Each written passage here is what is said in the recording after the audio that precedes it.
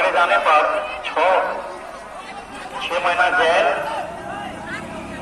जुर्माना किया जाएगा। देख सकते हैं निर्मली जाने के लिए, इसके जाने के बाद निर्मली के लिए आएगी।